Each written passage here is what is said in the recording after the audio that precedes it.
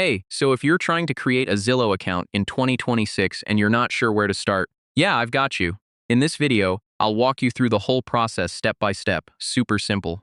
First, open the Zillow website in your browser or download the Zillow app from the Play Store or App Store. Once you're on the homepage, click on the Sign In button at the top right corner. Now click on Create Account. This will take you to the registration page.